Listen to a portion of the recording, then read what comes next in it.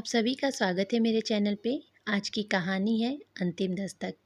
मेरे द्वारा बोली हुई कहानी आप लोग को पसंद आती हो तो वीडियो को लाइक शेयर और चैनल को सब्सक्राइब जरूर कीजिएगा। तो चलिए कहानी स्टार्ट करती हूँ।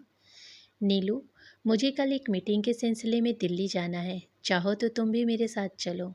वो तुम अपनी सहेली की शादी में नहीं जा पाई थी, सो उससे मिलकर बधाई देती आना। रितेश का प्रस्ताव सुन सारे शरीर में जैसे बिजली दौड़ गई। अपनी सबसे प्यारी सहेली अर्पिता से मिलने की बेचैनी, उसके जीवनसाथी के बारे में जानने की उत्कंठा एकाएक अपने चरम पर पहुंच गई। 3 महीने पहले उसकी शादी का निमंत्रण पत्र आया था। अपनी आंखों पर यकीन नहीं हुआ था। बार बार नाम पढ़कर और फिर फ़ोन से बात कर दिल को भरोसा दिलाया कि हाँ, अर्पिता शादी कर रही है। वो अर्पिता जिसके लिए शादी का दूसरा नाम गुलामी की जंजीर था। एक ऐसा पिंजरा जिसमें फंसी स्त्री किसी निहीर पंछी की तरह बेबसी और लाचारी का जीवन काटकर अंत में तड़प तड़प कर अपने प्राण त्याग देती है। अर्पिता को मैं बचपन से जानती थी। कुछ अलग ही किस्म की लड़की थी वो। मेरठ में मेरे घर से सटा हुआ घर था उसका। हम दोनों में खूब पढ़ती, साथ साथ खेलते कूदते स्कूल जाते, छत पर छिपकर घंटों बतियाते। उसके माता पिता का अलगाव हो चुका था। वो अपने पिता के साथ रहती थी। स्कूल खत्म होने के बाद वो आगे की पढ़ाई के लिए दिल्ली हॉस्टल में चली गई। उसके बाद यदाकदा पत्रों और फ़ोन के जरिए ही सही, मगर हमारे दिल के तार जुड़े रहे। मेरा अर्पिता से 3 साल पहले मिलना हुआ था। हमने 2-3 साथ गुजारे थे।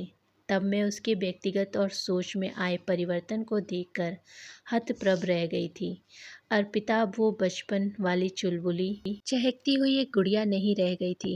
उसकी जगह एक ऐसी आधुनिकता ने ले ली थी जिसके लड़कों से तेवर और रंग ढंग थे, स्त्री सुलभ लज्जा कोमलता से कोसों दूर। अपनी ज़िंदगी अपनी शर्तों पर जीने का दावा करने वाली, उन्मुक्त, स्वतंत्र, आत्मनिर्भर, दंभित, वो खुद को सामान्य लड़कियों की श्रेणी से परे समझती और उनकी तरह शादी ब्याह कर घर गृहस्थी को देखना अत्यंत हीन कार्य समझती थी।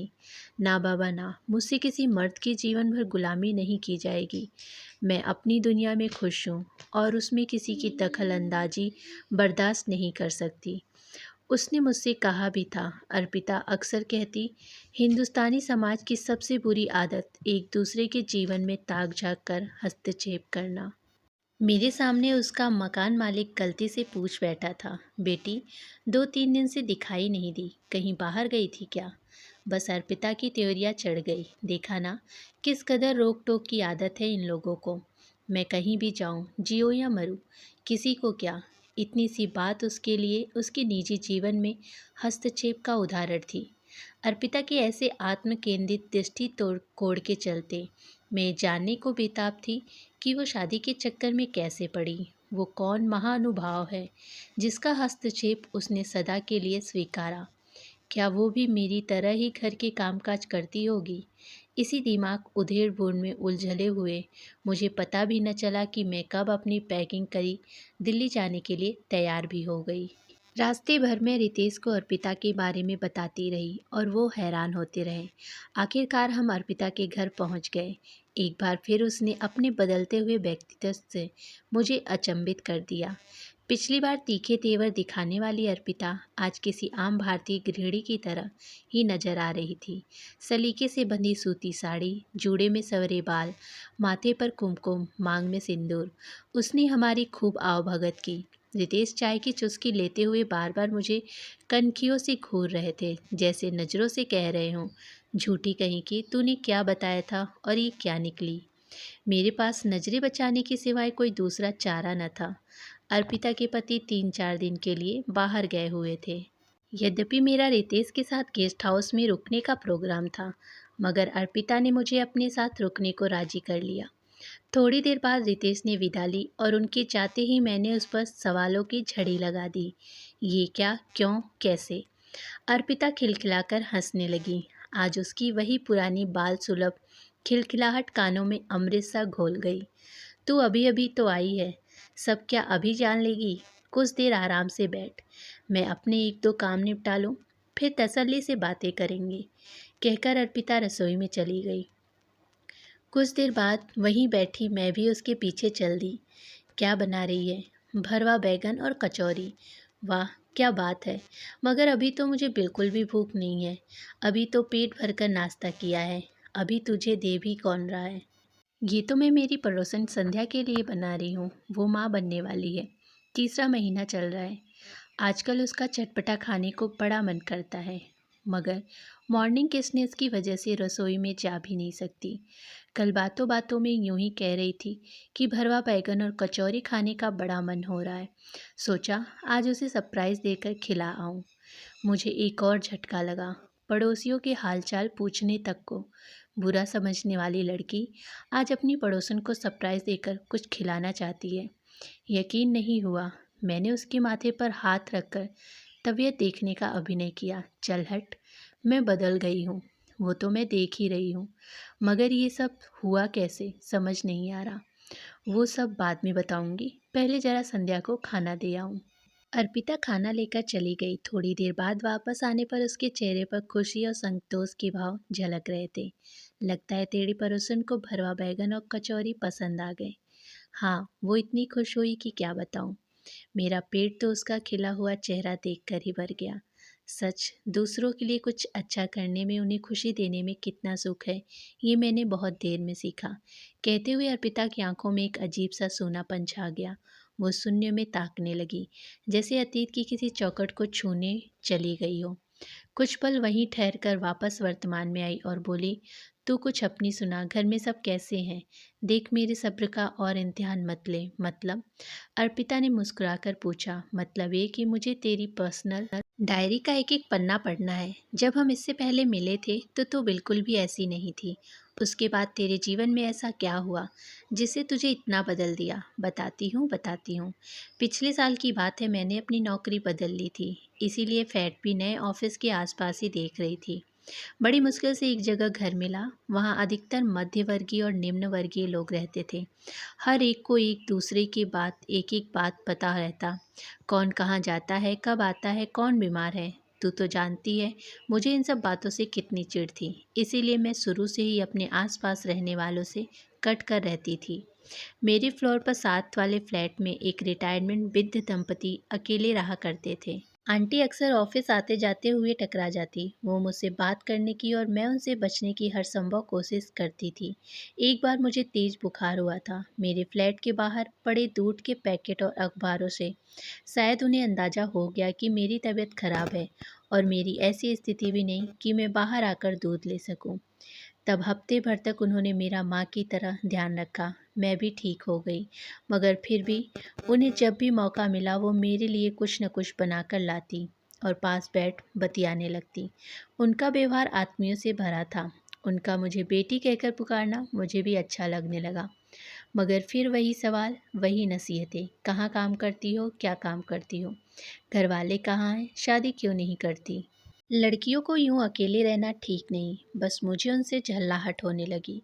मैं उन्हें अनदेखा करने लगी। घर आती तो स्पाइट हॉल से देखकर 4 में से 3 बार ही दरवाज़ा ना खोलती। एक दिन रविवार था, मैं सुबह आराम से बैठी अखबार पढ़ रही थी। तभी दरवाजे पर दस्तक होने लगी। मैं समझ गई कि आंटी ही होंगी और सुबह सुबह कौन उनके साथ अपना वक्त बर्बाद करे। सोचकर मैंने दरवाज़ा नहीं खोला। कुछ देर दस्तक दे वो चली गई और मैं भी इस बात को भूल गई। शाम को मैं कहीं बाहर जा रही थी। तभी हमारी बिल्डिंग के वॉचमैन ने मुझे देखकर पूछा, मैडम, वो आपके साथ वाले फ्लैट के साहब की क्या हाल है? क्यों, क्या हुआ? मैंने घबरा कर पूछा। अरे आपको नहीं पता, सुबह उन्हें हार्ट अटैक आया था। बड़ी बुरी हालत में हॉस्पिटल गए थे। मछली की तरह तड़प रहे थे। लगता था जैसे अंतिम सांसें ले रहे हों। पता नहीं बचे भी या नहीं। मुझे लगा आप तो पड़ोस में रहती हैं, शायद आपको पता हो। सुनकर मेरे पैरों तले ज़मीन खिसक गई। ओह! शायद आंटी उस वक्त मेरी मदद लेने और मैंने दरवाज़ा भी नहीं खोला। अपने स्वार्थी कृतज्ञ पर मेरी अंतरात्मा मुझे धिक्कारने लगी। इधर उधर पूछताछ कर बड़ी मुश्किल से उनके हॉस्पिटल का पता चला। मैं वहाँ भागी भागी पहुँची तो देखा अंकल का देहांत हो चुका था और आंटी एकदम अकेली असहाय सी अंकल के पार्थिव शरीर के पास बैठी थी। मुझे आंटी ने जिस नज़र से देखा वो मैं कभी भूल नहीं सकती। आंटी को हॉस्पिटल की फॉर्मेलिटी समझ नहीं आ रही थी। मैंने ही वहाँ सब कुछ निपटाया। उनकी अपनी कोई संतान नहीं थी। किसी नाते रिश्तेदार को भी बुलाने से मना कर दिया। कहने लगी, जब जीते जी किसी ने नहीं पूछा तो उनकी मौत पर क्यों किसी का एहसान लो। अंकल का दाह संस्कार विद्युत सौदाह गृह में कर दिया गया। अपने दिल पर गुनाह का बोझ लिए मैं हफ्ते भर उनके साथ रही और उनकी देखभाल की। बातों बातों में उन्होंने मुझे बताया, जब तेरे अंकल को हार्ट अटैक आया था तब दुर्भाग्य से हमारा फ़ोन भी खराब हो गया था। मैं तेरे दरवाजे पर सहायता मांगने आई थी। सोचा था अगर तू अपनी कार से जल्दी से उन्हें हॉस्पिटल पहुंचा दे या फ़ोन करके एम्बुलेंस ही बुला दे। मगर मेरा दुर्भाग्य, तू भी घर पर नहीं थी। बाहर से फ़ोन करने और उन्हें हॉस्पिटल ले जाने में हुई कुछ मिनटों की देरी ने उनके प्राण लिए। डॉक्टर कह रहे थे कि अगर 10 मिनट पहले आए होते तो भी बच सकते थे। खैर, नियति को कौन टाल सकता है भला। मैं उनसे क्या कहती, कैसे बताती कि उस दर्दनाक घड़ी में मैं घर पर ही थी। मगर अपने क्षणिक स्वार्थ में आकर मैंने दरवाज़ा नहीं खोला और उनके सुहाग को मौत के मुंह में ढकेल दिया। अर्पिता फूट फूट कर रोने लगी। उसकी आप बीती सुन मैं भी अपने आंसू नहीं रोक पाई। क्या बताऊं नीलू, आज तक अपने कंधे पर उस गुनाह का बोझ ढो रही हूँ। आंटी जब तक मेरे पड़ोसी में रही मुझे अपना सबसे बड़ा हितैषी समझती रही और मैंने उनका सब कुछ छीन लिया। ऐसा मत बोल अर्पिता, तुझे क्या पता था कि वो किस मुसीबत में है। इसी बात का तो दुख है नीलू, मुसीबत पहले से बताकर तो नहीं आती। और जब वो मुझे अपना समझ सहायता लेने आई तो मैंने उन्हें खुद तक पहुंचने का मौका तक नहीं दिया। उस दिन के बाद वो कभी मेरे घर नहीं आई। मेरे दरवाजे पर उनकी वो अंतिम दस्तक थी। आज भी मेरे कानों में गूंजती है। उस दस्तक ने मेरा जीवन के प्रति नज़रिया ही बदल दिया। जिन सामाजिक मूल्यों की मैं खिल्ली उड़ाती थी उनका गहन अर्थ समझ में आ गया। धीरे धीरे मैं अपने आसपास के लोगों को सम्मान की दृष्टि से देखना शुरू किया और पाया कि एक दूसरे के सुख बांटने से, एक दूसरे के काम आने से कितना रस खुल जाता है जीवन में। उन्हीं दिनों मेरी मुलाकात राज से हुई। मेरे ऑफिस में उनकी नई पोस्टिंग थी। वो शक्ल सूरत रंग ढंग में साधारण थे, मगर उनके उच्च विचार और सहायता जैसे गुणों ने मुझे बेहद प्रभावित किया। हम करीब आए और फिर हमने शादी कर ली। आज मैं अपनी गृहस्थी में अपने समाज में बेहद सुखी हूँ। मगर आंटी की उस अंतिम दस्तक की फांस दिल में कुछ ऐसी चुभी कि निकाले नहीं निकलती। मैं अर्पिता के हाथों को थाम लिया। ये 3-4 दिन कैसे निकल गए पता ही नहीं चला। हमने जी भर के बातें की, अपने खट्टे मीठे अनुभव बांटे। मगर अर्पिता के दिल में चुभी फांस मैं आज भी नहीं निकाल पाई। तो फ्रेंड्स, कैसी लगी ये कहानी? कहानी पसंद आई हो तो वीडियो को लाइक, शेयर और चैनल को सब्सक्राइब जरूर कीजिएगा। तो चलिए मिलती हूँ नेक्स्ट वीडियो में एक नई कहानी के साथ। धन्यवाद।